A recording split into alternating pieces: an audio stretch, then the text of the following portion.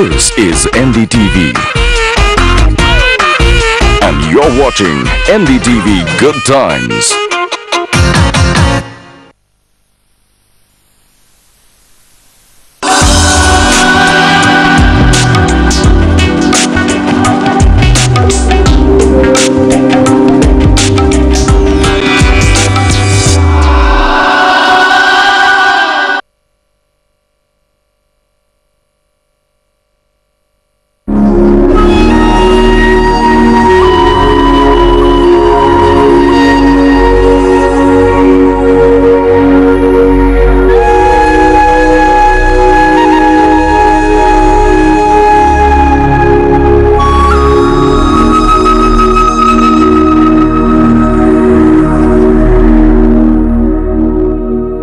Today we are going to do pelvic stimulation exercises.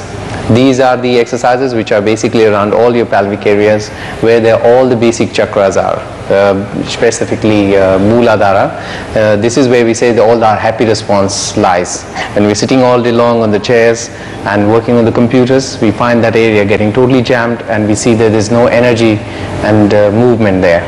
Let's get going. I would suggest lie down on your back. Okay.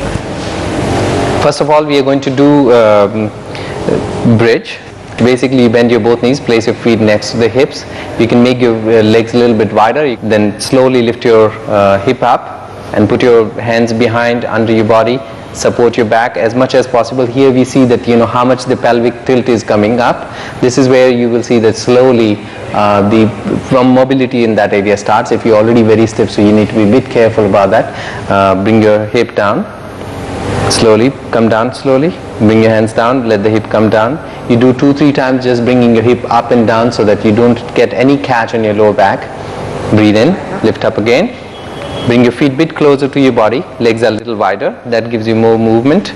And this is where you focus completely all around your pelvic area, the lower spine, as you remember, this happy response comes from that area. But in a little more detail, a little more specifically, what is a happy response? What is the stiffness in that area from, if it's not a physical manifestation and it's more a psychological one?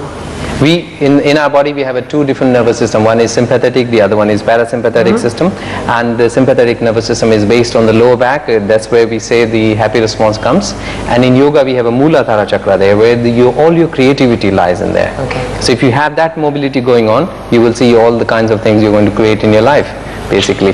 So lift your hips up. On that note, let's keep going. Yeah, absolutely. Just lift the hip up. Now we are going to add another level to the same, which we call it a Vipareet Karani Mudra. So what happens, you raise your one leg up, stretch it up, then the other leg.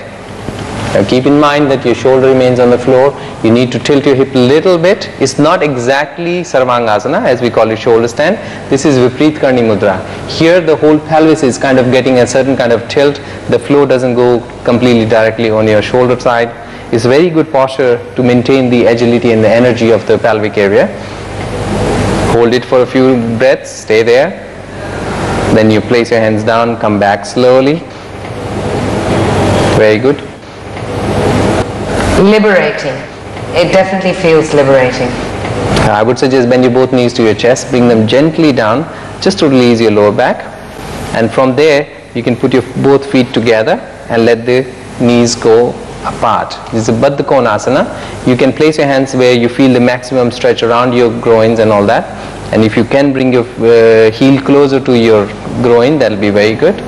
In the same asana, you can raise your arms up above your head where you give you a nice stretch on your spine. It basically moves the whole spine and the energy.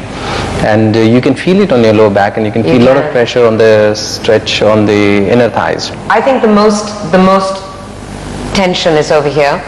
And I think the only problem with this is there's a tendency to curve the back and raise it. If you curve your back, you will find that there's a strain coming which is not very pleasant. We always really want to make sure that chin remains tucked in, your back is rather flat, and if you want you can move your hands down or you can move your hands up. It totally depends on how you feel in the particular posture. So you're more in control. Absolutely. You can slowly sit up, you can straighten your legs first and then come out of the posture.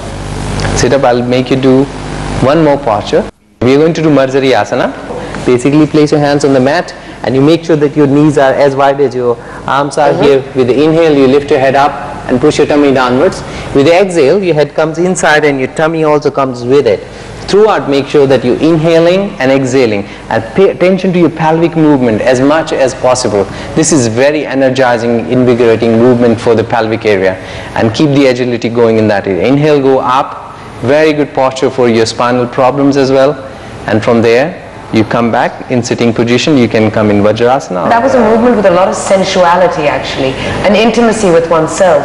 Absolutely. That's what the basic chakra is all about. That's where you create the world.